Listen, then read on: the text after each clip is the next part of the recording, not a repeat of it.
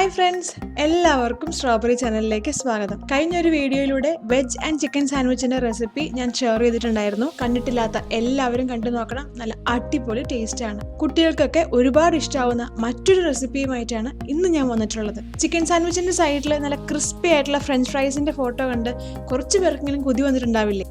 ഇന്ന് നമ്മൾ ഏറ്റവും എളുപ്പത്തിൽ നല്ല ക്രിസ്പി ആയിട്ടുള്ള ഫ്രഞ്ച് ഫ്രൈസ് എങ്ങനെയാണ് തയ്യാറാക്കുന്നതെന്ന് കാണാൻ പോവുകയാണ്. ഭയങ്കര എളുപ്പമാണ് ഉണ്ടാക്കാനായിട്ട്. നമുക്ക് നോക്കാം ഇതെങ്ങനെയാണ് തയ്യാറാക്കുന്നതെന്ന്. ഫ്രഞ്ച് ഫ്രൈസ് തയ്യാറാക്കാനായിട്ട് ഞാനിവിടെ 4 ഉരുളക്കിഴങ്ങുകൾ, കുറച്ച് വലിയ ഉരുളക്കിഴങ്ങാണ്, തൊലിയെല്ലാം കളഞ്ഞ് ക്ലീൻ ആക്കി കഴുകി എടുത്ത് വെച്ചിട്ടുണ്ട്. നമുക്കിനി ഇതിനെ ഒന്ന് ഫ്രഞ്ച് ഫ്രൈസിന് വേണ്ടിയിട്ട് സ്ലൈസ് ചെയ്തെടുക്കണം. ഉരുളക്കിഴങ്ങുകളെ ആദ്യം നമുക്ക് ജസ്റ്റ് ഇതുപോലെ ഒന്ന് റൗണ്ടായിട്ട് കട്ട് ചെയ്തെടുക്കാം. അതിനുശേഷം നമുക്ക് ഫ്രഞ്ച് ഫ്രൈസിന്റെ രീതിയിലായി കട്ട് ചെയ്യാം. തീരെ കട്ടി കുറച്ച് തിന്നായിട്ടുള്ള സ്ലൈസ് ആയിട്ട് മുറിക്കരുത്. കാരണം ഫ്രഞ്ച് ഫ്രൈസിന് എപ്പോഴും പുറമേ നല്ല ക്രിസ്പിനെസ്സും അകത്ത് നല്ലൊരു സോഫ്റ്റ്നെസ്സും വേണം. തീരെ കട്ടി കുറഞ്ഞ ചെറിയ ഫിംഗേഴ്സ് ആയിട്ടാണ് നമ്മൾ പൊട്ടറ്റോസ് അരിയുന്നതെങ്കിൽ ഭയങ്കരമായിട്ട് ക്രിസ്പായി പോവും. അകത്തും പുറത്തും എല്ലാം ക്രിസ്പായിരിക്കും. അത് അത്ര ടേസ്റ്റ് ഇല്ല.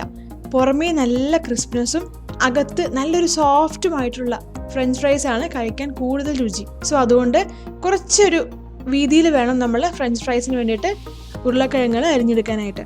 ഇനി ഫ്രഞ്ച് ഫ്രൈസ് നല്ല ക്രിസ്പായിട്ട് വരാനായിട്ടുള്ള ഒരു സൂത്രപ്പണി, ഒരു ടിപ്പ് കൂടി പറയാണ്. ഇതുപോലെ അരിഞ്ഞെടുത്തതിന് ശേഷം പല പ്രാവശ്യം നമ്മൾ ഈ അരിഞ്ഞ ഉരുളക്കിഴങ്ങുകൾ കഴുകിയെടുക്കണം. വെള്ളം നല്ല ട്രാൻസ്പെറന്റ് ആവുന്നവരെ കഴുകണം. 2 ഗുണമുണ്ട്. ഒന്ന്, ഉരുളക്കിഴങ്ങിലുള്ള എക്സ്ട്രാ സ്റ്റാർച്ച് ഒക്കെ അങ്ങ് പോയി കിട്ടും. 2, നമ്മുടെ ഉരുളക്കിഴങ്ങ് നല്ല ക്രിസ്പി ആയിട്ട് വരും. തൊലി കളഞ്ഞ് ക്ലീൻ ആക്കിയതിനു ശേഷം നമ്മൾ ജസ്റ്റ് ഒന്ന് കഴുകിയതാണ്. പക്ഷേ നമ്മൾ ഫ്രഞ്ച് ഫ്രൈസിന് വേണ്ടി അരിഞ്ഞതിന് ശേഷം വീണ്ടും പല പ്രാവശ്യം കഴുകണം. കഴുകിയില്ല എന്നുണ്ടെങ്കിൽ നമ്മൾ ആ ഫ്രൈ ചെയ്യുന്ന സമയത്ത് ക്രിസ്പിനെസ് ഉണ്ടാവും. പക്ഷെ ഫ്രൈ ചെയ്ത് കോരി എടുത്തു കഴിഞ്ഞ് കുറച്ച് കഴിയുമ്പം അതങ്ങ് തണുത്തു പോകും. നമ്മുടെ ഉരുളക്കിഴങ്ങുകളെല്ലാം നമ്മൾ കട്ട് ചെയ്തെടുത്തിട്ടുണ്ട്. നമുക്കിനി ഇതിൻ്റെ ആ ഒരു റോ ടേസ്റ്റ് ഒന്ന് മാറാനായിട്ട് ഒന്ന് ബ്ലാൻഡ് ചെയ്തെടുക്കാനുണ്ട്. സോ അതിന് വേണ്ടിയിട്ട് ഒരു ബൗളിൽ കുറച്ചധികം വെള്ളം എടുത്തു വെക്കാം. വെള്ളം നന്നായി തിളച്ചതിന് ശേഷം നമ്മൾ ഈ കട്ട് ചെയ്ത് വെച്ചിരിക്കുന്ന ഉരുളക്കിഴങ്ങുകളെല്ലാം ചേർത്ത് കൊടുക്കാം. ഒരുപാട് ടൈം കുക്ക് ചെയ്യരുത്. നമ്മൾ തിളച്ചുകൊണ്ടിരുന്ന വെള്ളത്തിലേക്കാണ് ഉരുളക്കിഴങ്ങുകൾ ഇട്ടിട്ടുള്ളത്. മാക്സിമം ഒരു 1-2 മിനിറ്റ് അതിനുള്ളിൽ നമുക്കിത് വെള്ളത്തിൽ നിന്നും കോരി മാറ്റണം. ഉരുളക്കിഴങ്ങുകൾക്ക് ആവശ്യമായ ഉപ്പ് കൂടി ചേർക്കാം. ഉപ്പിനൊരു കറക്റ്റ് കണക്ക് ഞാൻ പറയണില്ല. കാരണം നമുക്ക് കുറച്ചധികം ഒരു 1-2 ടേബിൾ സ്പൂൺ ഉപ്പ് ചേർത്തിട്ട് നന്നായിട്ട് മിക്സ് ചെയ്ത് നോക്കാം. എന്നിട്ട് ആ വെള്ളം ഒന്ന് ടേസ്റ്റ് ചെയ്യാം. ഉപ്പിൻ്റെ ടേസ്റ്റ് കുറച്ച് മുമ്പിൽ നിൽക്കണം. എന്നാൽ മാത്രമാണ് ആ ഉപ്പ് നമ്മുടെ ഉരുളക്കിഴങ്ങുകളിലേക്ക് നന്നായിട്ട് പിടിക്കുള്ളൂ. ഇനി എങ്ങാനും നിങ്ങൾ ചേർത്ത ഉപ്പ് കൂടിപ്പോയി എന്നുണ്ടെങ്കിൽ വിഷമിക്കേണ്ട. കുറച്ചുകൂടി വെള്ളം ഒന്ന് ചൂടാക്കുക, ബോയിൽ ചെയ്യുക, എന്നിട്ട് ഇതിലേക്ക് ചേർത്ത് കൊടുക്കുക. അപ്പോൾ നമ്മുടെ വെള്ളം ഒന്ന് ഡൈല്യൂട്ടായി നമ്മുടെ ഉപ്പിൻ്റെ കൺസിസ്റ്റൻസി എല്ലാം ഓക്കെ ആകും. നമ്മൾ ഉപ്പും കൂടി ചേർത്ത് നന്നായിട്ട് ഒന്ന് മിക്സ് ചെയ്തു. മിക്സ് ചെയ്യുന്ന സമയത്ത് വല്ലാതെ കുത്തി ഒന്നും ഇളക്കരുത്. കാരണം ഉരുളക്കിഴങ്ങുകൾ പൊടിഞ്ഞു പോകാൻ ചാൻസ് ഉണ്ട്. ജസ്റ്റ് ഒരു 1-2 മിനിറ്റ് മാക്സിമം അതിനുള്ളിൽ നമുക്ക് ഉരുളക്കിഴങ്ങുകളെല്ലാം ഒരു സ്ട്രെയിനർ ഉപയോഗിച്ച് നമുക്ക് വാരിയെടുക്കാം. ഉരുളക്കിഴങ്ങിന്റെ കഷ്ണങ്ങളെല്ലാം നമ്മളൊരു സ്ട്രെയിനർ വെച്ച് കോരി ഒരു പാത്രത്തിലേക്ക് മാറ്റിയിട്ടുണ്ട്. ഇനി അടുത്തതായിട്ട് നമ്മൾ ചേർക്കുന്നത് കോൺഫ്ലോർ ആണ്. 1-2 ടേബിൾ സ്പൂൺ കോൺഫ്ലോർ കുറേശ്ശെയായിട്ട് ചേർത്ത് കൊടുത്തിട്ട് ഇതുപോലെ നന്നായി കുടഞ്ഞ് മിക്സ് ചെയ്യുക. കോൺഫ്ലോറിന്റെ ആ ഒരു കോട്ടിങ് എല്ലാ ഉരുളക്കിഴങ്ങിന്റെ പീസസിലേക്കും ആവാൻ വേണ്ടിയിട്ട് നന്നായിട്ട് കോൺഫ്ലോർ ചേർത്ത് നമുക്ക് ഇതുപോലെ കുടഞ്ഞു കൊടുക്കാം. ഓൾറെഡി നമ്മൾ വെള്ളത്തിൽ നിന്നും കോരി എടുത്തതുകൊണ്ട് എല്ലാ ഉരുളക്കിഴങ്ങിന്റെ പീസുകളും കുറച്ച് വെറ്റായിരിക്കും. അതുകൊണ്ട് തന്നെ നമ്മളിപ്പം കോൺഫ്ലവർ ചേർക്കുമ്പം എല്ലായിടത്തേക്കും നന്നായിട്ട് സ്പ്രെഡായി ഒരു കോട്ടിങ് കിട്ടും. എല്ലാ ഉരുളക്കിഴങ്ങ് പീസസിലും കോൺഫ്ലവറിന്റെ നല്ലൊരു കോട്ടിങ് വന്നിട്ടുണ്ട്. നമുക്കിനി ഇത് ഫ്രൈ ചെയ്തെടുക്കാം. അതിനായി ഒരു ഫ്രൈയിങ് പാൻ വെക്കാം. ഇതിലേക്ക് എണ്ണ ഒഴിച്ചു കൊടുക്കാം.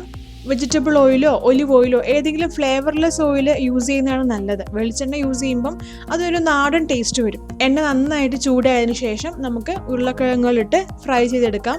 ഒരു മീഡിയം ഫ്ലെയിമിൽ വെച്ചിട്ട് വേണം നമ്മൾ ഫ്രൈ ചെയ്തെടുക്കാനായിട്ട്. തീരെ ലോ ഫ്ലെയിം ആക്കേണ്ട കാര്യമില്ല. ഹൈ ഫ്ലെയിം ആക്കിയാൽ പെട്ടെന്ന് അങ്ങ് ബ്രൗൺ ആയി പോകും. സോ ഒരു മീഡിയം ഫ്ലെയിമിൽ വെച്ച് എല്ലാ ഉരുളക്കിഴങ്ങ് പീസുകളും ഒരു ഗോൾഡൻ കളർ ആവുന്നവരെ നമുക്ക് ഫ്രൈ ചെയ്തെടുക്കാം.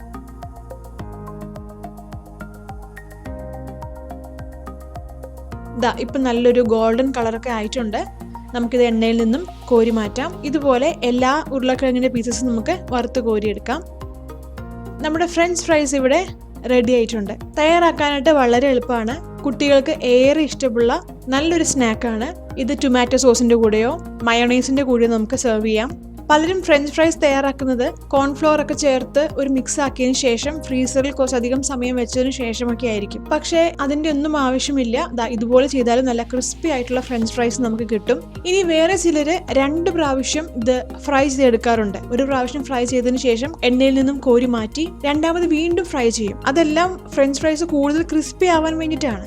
പക്ഷെ അതിന്റെ ഒന്നും ആവശ്യമില്ല. ഇതുപോലെ ചെയ്താൽ മതി. ഒരുപാട് എണ്ണയും യൂസ് ചെയ്യുന്നില്ല, ഒരുപാട് സമയവും വേസ്റ്റ് ചെയ്യുന്നില്ല.